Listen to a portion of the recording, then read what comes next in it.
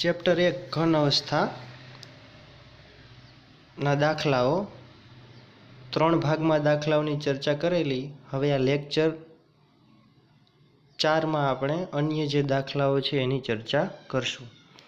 તો આપણે આગળના લેક્ચરમાં જે છે એ એફસીસી બીસીસી પ્રકારના એકમ કોષમાં જે ધારની લંબાઈ હોય અથવા એમનો જે એકમ કોષ જે તત્વનો હોય તો એનો જે પરમાણુ ભાર ગણવાનો હોય એ, અથવા ઝેડ એકમ કોષની પ્રકૃતિ ગણવાની હોય તો એવા દાખલાઓની ચર્ચા કરેલી. એ સિમ્પલ પ્રકારના દાખલાઓ હતા. હવે એ આધારિત જ અન્ય દાખલાઓ છે, પણ હવે આ લેક્ચરમાં હું જે દાખલાની ચર્ચા કરીશ એ દાખલાઓ થોડાક છે લેન્ધી અને થોડાક વિચારવા પડશે એ પ્રકારના હશે.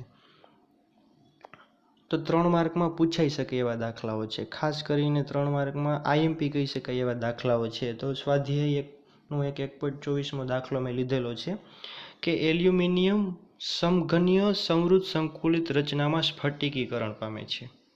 સમઘનીય સમૃદ્ધ સંકુલિત રચના એટલે સીસીપી, સમઘનીય એટલે ક્યુબ અને સમૃદ્ધ સંકુલિત રચના એટલે ક્લોઝ પેકિંગ, તો સીસીપી રચનામાં સ્ફટિકીકરણ પામે છે. તો તેની ધાત્વીય ત્રિજ્યા છે 125 પાઇકોમીટર આપેલી છે. તો એલ્યુમિનિયમના એકમ કોષમાં ધારની લંબાઈ કેટલી હોય? અને બીજો પ્રશ્ન પૂછેલો છે કે એલ્યુમિનિયમના 1 સેમી ઘનમાં ના કદમાં કેટલા એકમ કોષ રહેલા હોય? તો 2 પ્રશ્નો પૂછેલા છે. પહેલું તો ધારની લંબાઈ અને બીજું 1 ઘન સેમી કદમાં એલ્યુમિનિયમના એકમ કોષની સંખ્યા. તો હવે એફસીસી પ્રકારનો અથવા સીસીપી પ્રકારનો એકમ કોષ છે એલ્યુમિનિયમ, તો આપણે જોઈએ કે એલ્યુમિનિયમ છે એ એફસીસી પ્રકારનો એકમ કોષ હોય. એલ્યુમિનિયમની જે કોષની ધારની લંબાઈ જે છે એ અને એનો જે એલ્યુમિનિયમ તત્વનો પરમાણુ જે છે એની ત્રિજ્યા સાથે શું સંબંધ થાય? તો કે A = 2√2r. આપણે જાણીએ છીએ આ સંબંધ કે એકમ કોષના ધારની લંબાઈ અને ત્રિજ્યા સાથે શું સંબંધ થાય? 2√2r. આ સંબંધ કઈ રીતે આવેલો છે? તો કે એનો જે એફસીસી પ્રકારના એકમ કોષમાં પરમાણુઓ છે એ ફલક ઉપર સ્પર્શતા હોય તો ફલકનો જે વિકર્ણ છે એની લંબાઈ થઈ √2a, અને ધાતુ તત્વ હોવાથી હું લખી શકું કે √2a = 4r. તો હું એને કરતા બનાવું એ કરતા બને તો 4r/√2. હવે આનું હું સિમ્પલ સ્વરૂપ આપું, બરાબર, આનું હું સિમ્પ્લિફાય આપું, આ કિંમતનું સિમ્પ્લિફાય આપું તો એને હું આ રીતે પણ લખી શકું 2√2r. બરાબર છે. તો ધારની લંબાઈ અને ત્રિજ્યા સાથેનો સંબંધ થશે 2√2r. 2√2 એટલે 1.414 અને તમને ત્રિજ્યા આપેલી છે 125 પાઇકોમીટર. તો પાઇકોમીટર એકમમાં જ મેં સીધી કિંમત મૂકેલી છે. તો આનું સાદુરૂપ આપીશ, બરાબર, અને પોઈન્ટ પછીના આંકડાઓ દર્શાવીશ, બરાબર. તો આનું સાદુરૂપ આપીશ એટલે મને જવાબ મળશે 353.5 પાઇકોમીટર. હવે અહીંયા હું રાઉન્ડ અપ કરી દઉં 354, તો અંતિમ જવાબ જે મળશે એમાં થોડુંક વેરિએશન આવશે એટલે મેં એમને રાખેલી છે એની કિંમત. આનું સાદુરૂપ આપતા જે કિંમત મળે એને મેં જે મળે એ જ સ્વરૂપે રાખેલી છે 353.5 પાઇકોમીટર. ચેક કરજો તમે, બરાબર. તો ધારની લંબાઈ મળી ગઈ, એક જવાબ મળી ગયો. હવે બીજો જવાબ કે કેટલા એકમ કોષ રહેલા હશે, કેટલા કદમાં? 1 ઘન સેમી કદમાં. તો હવે આપણે જાણીએ છીએ કે એકમ કોષનું કદ છે એનું સૂત્ર છે મારી પાસે. એકમ કોષનું કદ એટલે 1 ઘન કહી શકું. 1 ઘન એટલે એકમ કોષનું કદ. તો ધારની લંબાઈ જે હતી, બરાબર, એ આપણે પહેલાં મેળવી, ત્રિજ્યા ઉપરથી ધારની લંબાઈ મેળવી. તો હવે એનું કદ એટલે શું? તો કે આનો હું 3 વાર ઘાત લઈશ. અહીં 3 છપાયેલ નથી મિત્રો, એ ખાસ ધ્યાનમાં લેવું, બરાબર.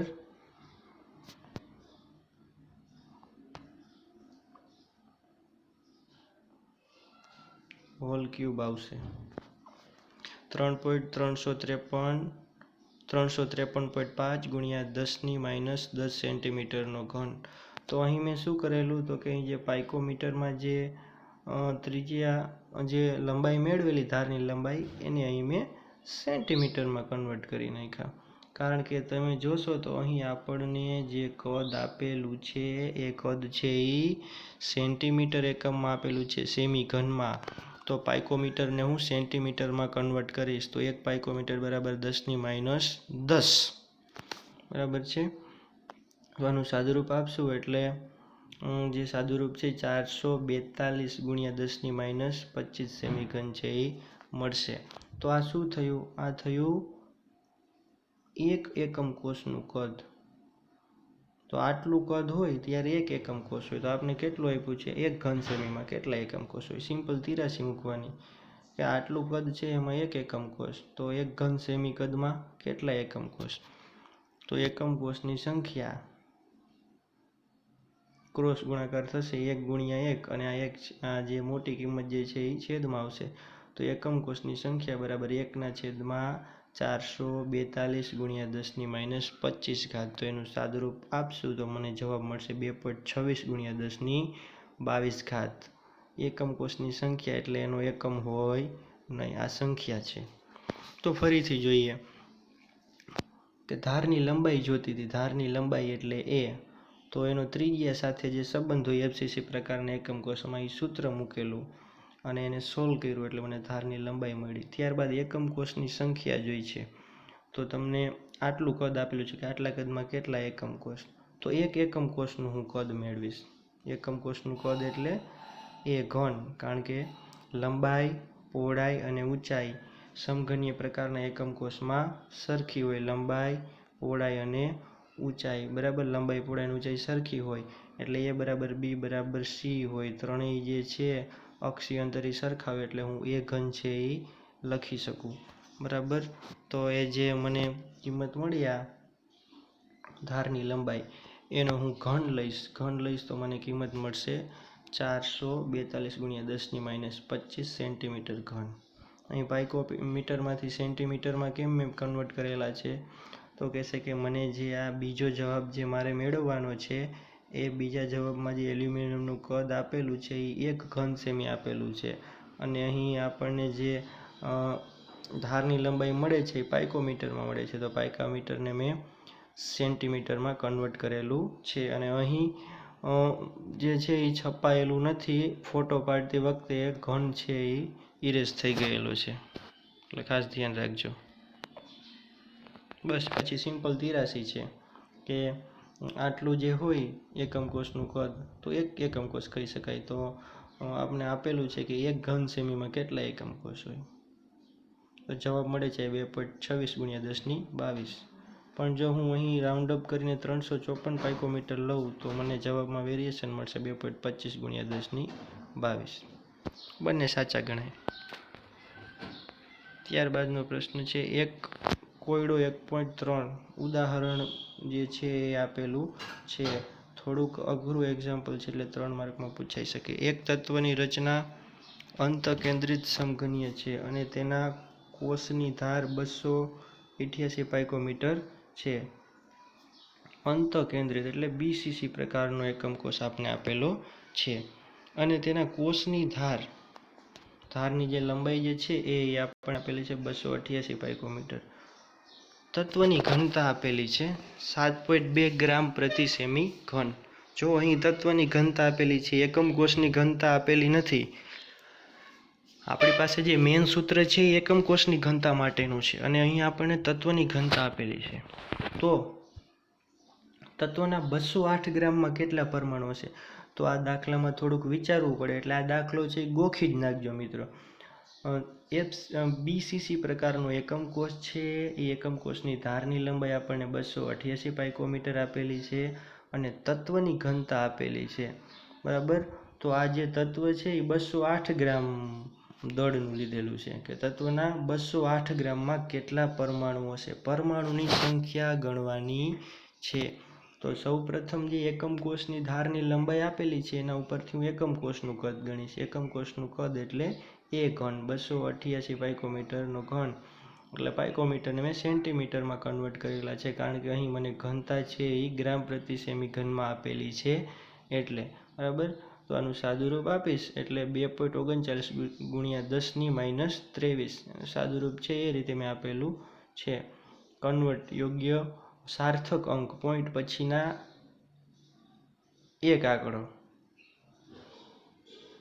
આંકડામાં, તો એ રીતે આ સાર્થક અંકમાં ફેરવેલું છે. તો સાદુરૂપ આપશું એટલે આટલો જવાબ છે એ મળશે. તો આ તો મને મળ્યું એકમ કોષનું કદ, બરાબર. હવે એવી રીતે હું તત્વ જે આપેલું છે 208 ગ્રામ, એનું હું કદ મેળવીશ. તો કે તત્વના 208 ગ્રામનું કદ એટલે શું? તો આપણે જાણીએ છીએ ઘનતા બરાબર દળના છેદમાં કદ. તો કદ બરાબર કદ આવ્યા જાય, ઘનતા નીચે એટલે દળના છેદમાં ઘનતા. તો અહીં કોનું દળ? તત્વનું દળ. ને કોની ઘનતા? તત્વની ઘનતા.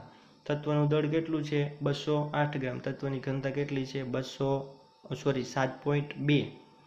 તો કિંમત મૂકી, બરાબર. દળ પણ ગ્રામમાં આપેલું હતું, ઘનતા પણ ગ્રામ પ્રતિ સેમી ઘનમાં છે એટલે ગ્રામ ઉડી જાય, બરાબર. તો કદ મળે મને ઘન સેમીમાં, સેમી ઘનમાં. શું મળ્યું? તત્વનું કદ મળ્યું મને 28.88 સેમી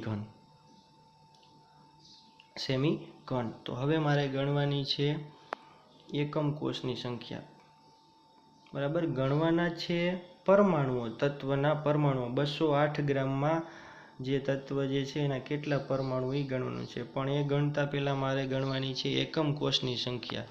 તો આ એક નવું સૂત્ર છે. એકમ કોષની સંખ્યા બરાબર તત્વનું કદ છેદમાં એકમ કોષનું કદ. એકમ કોષની સંખ્યા બરાબર તત્વનું કદ છેદમાં એકમ કોષનું કદ. તત્વનું કદ આપણને મળેલું છે 28.88 અને એકમ કોષનું કદ આપણે ધારની લંબાઈ ઉપરથી મેળવેલું છે 2.39 × 10⁻³ જો આ બધી સરખા એકમમાં હોવા જોઈએ. એટલે પાઇકોમીટરમાંથી મેં સેન્ટીમીટરમાં ફેરવી અને જવાબ મેળવો. પછી આ તો સેન્ટીમીટરમાં જ મળી જાય, બધા નાના એકમોમાં આપેલા છે એટલે, બરાબર. તો પછી આ બંનેનો ગુણોત્તર લઉં એટલે મને એકમ કોષની સંખ્યા મળે. ખાસ આ એક નવું સૂત્ર છે. એકમ કોષની સંખ્યા બરાબર તત્વનું કદ છેદમાં એકમ કોષનું કદ. તો એકમ કોષની સંખ્યા મળી મને 12.08 × 10⁻23. હવે આપણે જાણીએ છીએ કે બીસીસી પ્રકારનો એકમ કોષ હોય તો એમાં કેટલા પરમાણુ હોય? 2 પરમાણુ. કેટલા? એક એકમ કોષમાં 2 પરમાણુ. 2 પરમાણુ એક એકમ કોષમાં, બરાબર. તો અહીં હું A83 નો ઉપયોગ કરીશ કે બીસીસી એકમ કોષ દીઠ 2 પરમાણુ હોય છે. તો 2 પરમાણુ છે એ એક એકમ કોષમાં હોય, બરાબર. તો આટલા એકમ કોષમાં કેટલા પરમાણુ હોય? એટલે આને 83 ને આ છે એ ડાબી બાજુ લખવા, જમણી બાજુ લખવું. મારાથી થોડીક લખવામાં એ પ્રમાણે મિસ્ટેક થઈ ગઈ છે, પણ તમે સમજી શકો છો કે 2 પરમાણુ છે એ એક એકમ કોષમાં. તો હું એમ લખું કે એક એકમ કોષ 2 પરમાણુ ધરાવે. તો આટલા એકમ કોષ છે એ કેટલા પરમાણુ ધરાવે? આ દાખલો ખાસ યાદ રાખવો પડશે, વારંવાર ગણજો. એક એકમ કોષમાં 2 પરમાણુ હોય તો આટલા એકમ કોષમાં કેટલા પરમાણુ હોય? તો કુલ પરમાણુની સંખ્યાનું સાદુરૂપ આપીશ, બરાબર. એટલે આ ક્રોસ ગુણાકાર થશે, આ બંને ગુણશે અને એક છે છેદમાં આવશે, બરાબર. તો કુલ પરમાણુની સંખ્યા છે મળશે 24.16 × 10⁻23 પરમાણુઓ. જો આઈએમપી દાખલો છે, 3 માર્કમાં પૂછાઈ પણ શકે. આગળના જે સૂત્ર હતું, મેઇન સૂત્ર, એ સૂત્રનો આમાં ઉપયોગ નથી આવેલો. આ થોડોક ટ્વિસ્ટેડ અને 83 મૂકીને ગણેલો દાખલો છે. તો વિચારવાનું, રકમને પહેલાં સમજવાની કે અહીં તમને પરમાણુઓની સંખ્યા પૂછેલી છે અને એ પણ તત્વના 208 ગ્રામમાં. એકમ કોષમાં નહીં, પણ તત્વના 208 ગ્રામમાં, બરાબર. તો આપણે પહેલાં એકમ કોષનું કદ ગણ્યું, પછી તત્વનું કદ ગણ્યું, ધાર ઉપરથી એકમ કોષનું કદ, અને આ તત્વની ઘનતા અને તત્વના દળ ઉપરથી તત્વનું કદ. પછી બંનેના કદનો ગુણોત્તર લીધો, તત્વનું કદ વધારે છે અને એકમ કોષનું કદ ઓછું છે એટલે તત્વના કદના છેદમાં એકમ કોષનું કદ. બંનેનો ગુણોત્તર લીધો તો એકમ કોષની સંખ્યા મળી. આપણે જાણીએ છીએ કે બીસીસી પ્રકારના એકમ કોષમાં એક એકમ કોષમાં 2 પરમાણુ હોય તો આટલા એકમ કોષમાં કેટલા પરમાણુ? તો છેવટે આપણને કુલ પરમાણુઓની સંખ્યા છે એ મળશે. આપણે કહી શકીએ કે તત્વના 208 ગ્રામમાં કુલ પરમાણુની સંખ્યા 24.16 × 10⁻23 હોય છે. ત્યારબાદ એક એક્સ્ટ્રા દાખલો આપેલો છે આના જેવો જ, કે એક તત્વ એફસીસી પ્રકારની રચના ધરાવે છે. જો તેની ધારની લંબાઈ 200 પાઇકોમીટર હોય તો, જો તેની ધારની લંબાઈ 200 પાઇકોમીટર હોય તો 200 ગ્રામ દળ ધરાવતા આ તત્વની ઘનતા ગણો. જો ઉપરનો દાખલો હતો એમાં બીસીસી હતું, આ એફસીસી છે. એમાં ધારની લંબાઈ આપેલી હતી, અહીં પણ ધારની લંબાઈ આપેલી છે. પછી એમાં શું આપેલું હતું, એમાં તત્વનું ઘનતા આપેલી હતી અને તત્વનું દળ આપેલું હતું અને આપણે પરમાણુ ગણ્યા હતા. જ્યારે અહીં શું આપેલું છે, તત્વનું દળ આપ્યું છે અને એ દળમાં પરમાણુ આપ્યા છે અને આપણે ઘનતા ગણવાની છે. બરાબર ને? આગળના દાખલામાં ઘનતા આપી દીધેલી હતી અને દળ આપેલું હતું અને આપણે પરમાણુ ગણ્યા હતા. અહીં દળ અને પરમાણુ આપી દીધેલા છે અને આપણે તત્વની ઘનતા ગણવાની છે. તો ગણતરી છે એ આ રીતની જ થશે, પણ થોડુંક વિચારવું પડશે કે પહેલાં કયું સ્ટેપ મૂકવું પડશે. આ જે જુદી જુદી ગણતરીના જે સ્ટેપ લખેલા છે એમાંથી કયું સ્ટેપ પહેલાં આવશે, પછી કયું સ્ટેપ આવશે, કઈ પ્રમાણે 83 બનશે, એ થોડુંક વિચારવું પડશે. તો જોઈએ, આમાં અહીં ઉલટું આપણે ચાલુ કરવું પડશે. એફસીસી પ્રકારનો એકમ કોષ હોય તો એકમ કોષમાં એકમ કોષ દીઠ 4 પરમાણુ એટલે હું લખી શકું. અહીં આપણે ઉલટું ચાલવું પડશે કે 4 પરમાણુ એક એકમ કોષ, તો આટલા પરમાણુ એ કેટલા એકમ કોષ. તો મને પહેલાં મળી એકમ કોષની સંખ્યા.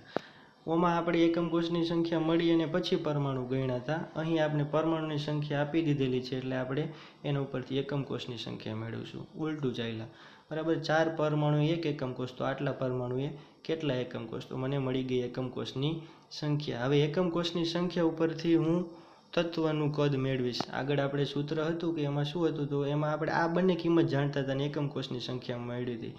આપને અહીં એકમ કોષની સંખ્યા મળી ગઈ અને એકમ કોષનું કદ છે એ આપણે જાણીએ છીએ એટલે ગણતરી કરીને મેળવશું. તો આ બંને ઉપરથી આપણે મેળવશું તત્વનું કદ અને પછી આપણે મેળવશું તત્વની ઘનતા. બરાબર, તો આ સ્ટેપ છે એ પછીનું સ્ટેપ છે. પહેલાં આપણે એકમ કોષનું કદ ગણીએ. એકમ કોષના ધારની લંબાઈ તમે જુઓ તો કેટલી આપેલી છે, 200 પાઇકોમીટર જે છે એકમ કોષના ધારની લંબાઈ આપેલી છે. તો એકમ કોષના ધારની લંબાઈ ઉપરથી આપણે એક એકમ કોષનું કદ છે એ ગણશું. તો એકમ કોષનું કદ બરાબર 200 પાઇકોમીટરને મેં સેન્ટીમીટરમાં ફેરવી નાખી. બરાબર, એટલે એનું સાદુરૂપ આપ્યું 200 ગુણ્યા 3 એટલે 2 ની 3 ગણ એટલે 8 ને 2 0 એવા 3, 100 ગુણ્યા 3 એટલે 10 ની 6 ઘાત ને આ 10 ની 30 ઘાત, પછી સાદુરૂપ આપ્યું એટલે 8 ગુણ્યા 10 ની -24 સેન્ટીમીટર ઘન. બરાબર, હવે આ કિંમતને મેં અહીં એપ્લાય કરી. ખાસ જોજો, આ જે સ્ટેપ છે એ આ સ્ટેપ પહેલાં ગણવાનું છે અને પછી આ ઉપરનું સ્ટેપ છે એ આવશે. બરાબર, તો હવે એકમ કોષનું કદ મને મળી ગયું. બરાબર, તો આ સૂત્રમાં હું કિંમત મૂકીશ. એકમ કોષની સંખ્યા આપણે સૌ પ્રથમ પરમાણુ ઉપરથી સંખ્યા મેળવી. બરાબર, અને એકમ કોષનું કદ ગણતરી ઉપરથી મેળવ્યું તો તત્વનું કદ મળે. આ સૂત્ર તમારે યાદ રાખવું પડશે. તો તત્વનું કદ બરાબર આ બાજુ ક્રોસમાં જાય તો એકમ કોષની સંખ્યા ગુણ્યા એકમ કોષનું કદ. અહીંથી આ કિંમત મૂકી, ઉપરથી આ 6 ગુણ્યા 10 ની 23 કિંમત મૂકી અને અમે તત્વનું કદ મળ્યું 4.8 ગ્રામ પ્રતિ સેમી ઘન. બરાબર, હવે આપણે જાણીએ છીએ ઘનતા બરાબર દળના છેદમાં કદ. તત્વની ઘનતા બરાબર તત્વનું દળ છેદમાં તત્વનું કદ. દળ તમને આપેલું છે 200 ગ્રામ, કદ અહીં આપણે સૂત્રની મદદથી મૂકશું 4.8 જે કિંમત મળી તો સાદુરૂપ આપીએ તો મને મળશે તત્વની ઘનતા 41.66 ગ્રામ પ્રતિ સેમી ઘન. તો આ બંને દાખલાઓ છે વારંવાર વાંચવા પડે એવા દાખલાઓ છે અને એમાં એક નવીન સૂત્ર છે, નવું સૂત્ર એક આવેલું છે. બરાબર, આ જે પહેલો દાખલો છે એના કરતાં બીજો દાખલો છે એ ઉલટી રીતે ગણી અને એમાં જવાબ છે એ તમને પૂછેલો છે. બરાબર છે, તો જે એક્સ્ટ્રા દાખલો હતો આ દાખલો તમે યાદ ન રાખો તો કાંઈ વાંધો નહીં, પણ આ ઉપરનો જે ટેક્સ્ટ બુકનો દાખલો છે સ્વાધ્યાયનો આ દાખલો, બરાબર, તો એ કોયડો 1.3 છે એ તમારે યાદ રાખવો પડશે, એને ગોખી જ નાખજો. ત્યારબાદ એક એક્સ્ટ્રા દાખલો મેં આપેલો છે. એક ધાતુ તેના 2 સ્ફટિક સ્વરૂપે એફસીસી અને બીસીસી સ્વરૂપે સ્ફટિકીકરણ પામે છે. એટલે એક જ ધાતુ છે અને એ 2 અલગ અલગ સ્ફટિકમાં અસ્તિત્વ ધરાવે છે. જો ઘણી બધી સંક્રાંતિ ધાતુઓ છે એ એક કરતાં વધારે સ્ફટિક સ્વરૂપો ધરાવી શકે, એફસીસી અને બીસીસી આવી 2 અલગ અલગ સ્વરૂપો ધરાવી શકે. તાપમાન આધારિત એમાં સ્ફટિકીકરણ થતું હોય છે. સંક્રાંતિ તત્વોવાળું એક ચેપ્ટર જે છે એમાં એક કોષ્ટક આપેલું છે, એમાં તમે જોશો તો ખ્યાલ આવશે. તો એક જ ધાતુ છે અને 2 અલગ અલગ સ્ફટિક સ્વરૂપ એફસીસી અને બીસીસીમાં એ સ્ફટિકીકરણ પામે છે. હવે એના એકમ કોષોની લંબાઈ અનુક્રમે FCC હોય તો એની લંબાઈ 3.5 પાઇકોમીટર અને BCC હોય તો 3 પાઇકોમીટર છે. તો આ બંને જે સ્ફટિક જે છે FCC અને BCC એની ઘનતાનો ગુણોત્તર શોધો. તો સિમ્પલ છે, ગુણોત્તર માગેલો છે, બંને એકમ કોષોની ઘનતાનો ગુણોત્તર. તો પહેલાં આપણે FCCની ઘનતા ગણી લઈને પછી BCCની ઘનતા ગણી લઈને પછી ગુણોત્તર લઈએ તો ચાલે. પણ સિમ્પલ કઈ રીતે યાદ રાખવાનું, બરાબર? તો પહેલાં આપણું સૂત્ર હતું ઘનતાવાળું, મેઇન સૂત્ર ZM/A ઘન ગુણ્યા NA, બરાબર? આ સૂત્ર છે બે રચનાને લાગુ પાડીએ, DFCC અને DBCC. FCCની ઘનતા અને BCCની ઘનતા Z, જો FCC હોય તો Z4 હોય અને BCC હોય તો Z2 હોય. હવે ધાતુ એક જ છે તો બંનેમાં અણુભાર તો સરખા જ હશે, એટલે કઈ ધાતુ છે લખેલું નથી એટલે એના અણુભાર આપણે જાણતા નથી, તો એમની કિંમત આપણે એમને રાખીએ એમ. એની લંબાઈ આપણને આપેલી છે કે FCCમાં 3.5 છે ધારની લંબાઈ અને BCCમાં 3 છે પાઇકોમીટર. તો એ કિંમત મૂકી. એવોગાડ્રો આંકની કિંમત તો અચળ હોય, બરાબર? હવે આ કિંમતો મૂકી, મુખ્ય સૂત્રમાં બંને કિંમતો મૂકી અને બંને સ્ફટિકોની ઘનતાનો આપણે ગુણોત્તર લઈશું. અને આ છેદમાં આવે તો આ ઉપર જતું રહીએ, બરાબર? પછી ધાતુ એક જ છે એટલે અણુભાર ઉડી જાય, એવોગાડ્રો આંક ઉડી જાય. સાદુરૂપ આપ્યું 4 × 3 × 3 × 3 અને 3.5 3.5 3.5 ગુણ્યા 2. આનું સાદુરૂપ આપીએ એટલે આપણને જવાબ મળે 1.26. ઘનતાનો ગુણોત્તર છે, બરાબર? એટલે એનો એકમ હોય નહીં. ઉપરે ઘનતા નીચે ઘનતા એટલે એકમ છે ઉડી જાય, બરાબર? તો જે ગુણોત્તર મળે એમાં એકમ લખવાનો આવે નહીં. સિમ્પલ દાખલો છે. આ દાખલો છે એ MCQમાં પૂછાયેલો છે, નીટની MCQમાં પૂછાયેલો દાખલો છે. ત્યારબાદ આ એક્સ્ટ્રા લખેલા બધાય દાખલાઓ પૂછાયેલા છે એનું જ કલેક્શન છે. 2 ગ્રામ પોટેશિયમમાં કેટલા એકમ કોષ હશે? BCC રચના. જો પોટેશિયમ છે BCC રચના ધરાવે છે. હવે 2 ગ્રામ પોટેશિયમમાં કેટલા એકમ કોષ હશે, બરાબર? તો આપણે 83 છે આપણે યાદ રાખવી પડશે. અહીંયા આપણું જે મેન સૂત્ર જે છે ઘનતાવાળું, D બરાબર Z ગુણ્યા કેપિટલ M/A ઘન ગુણ્યા NA, એ મૂકશું તો આપણને જવાબ મળશે નહીં. એટલે આપણે તમને પોટેશિયમ ધાતુનું દળ આપી દીધેલું 2 ગ્રામ, એમાં કેટલા એકમ કોષ હોય. તો આપણે જાણીએ છીએ કે જો BCC રચના ધરાવતા હોય તો 2 પરમાણુ છે એ 1 એકમ કોષમાં આવેલા હોય, બરાબર? 2 પરમાણુ છે 1 એકમ કોષમાં આવેલા હોય તો આપણે એકમ કોષ ગણવાના છે. તો હવે આપણે આ પોટેશિયમના 2 ગ્રામ જે છે એમાં આપણે કુલ પરમાણુઓ ગણી લઈએ તો આપણને એકમ કોષની સંખ્યા મળી જાય. હવે કુલ પરમાણુ કઈ રીતે ગણાય 2 ગ્રામ પોટેશિયમમાં? તો આપણે જાણીએ છીએ કે મોલ બરાબર દળના છેદમાં પરમાણુય દળ. કારણ કે પોટેશિયમ છે એ ધાતુ છે એટલે એ એકલી અસ્તિત્વ ધરાવે, એટલે એના માટે હું પરમાણુય દળ શબ્દ છે એ વાપરી શકું. અણુ હોય તો આણ્વીય દળ, અથવા આ બેટર છે મોલર દળ હું શબ્દ વાપરું, બરાબર? તો પોટેશિયમનું મને દળ આપેલું છે 2 ગ્રામ, તો ઉપર 2 મૂકું અને છેદમાં આપણે જાણીએ છીએ પોટેશિયમનું મોલર દળ છે 39 છે. આ તમારે પાકું કરેલું હશે.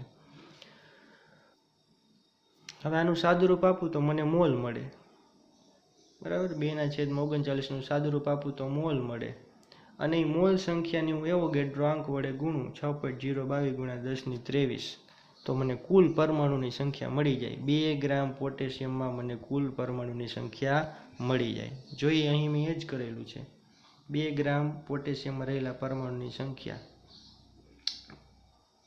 મોલ ગુણ્યા એવોગાડ્રો આંક. પહેલાં મોલ એટલે આખું સાથે જ મેં મૂકી દીધું. મોલ એટલે શું? તો કે દળના છેદમાં આણ્વીય દળ. પોટેશિયમનું દળ છે 2 ગ્રામ અને પોટેશિયમનું આણ્વીય દળ એટલે કે પોટેશિયમનું મોલર દળ છે 39 ગ્રામ, બરાબર? તો મોલ મળે એને હું એવોગાડ્રો આંક વડે ગુણું તો મને કુલ પરમાણુઓની સંખ્યા મળે. કુલ પરમાણુ મને આટલા મળે 3.088 × 1022.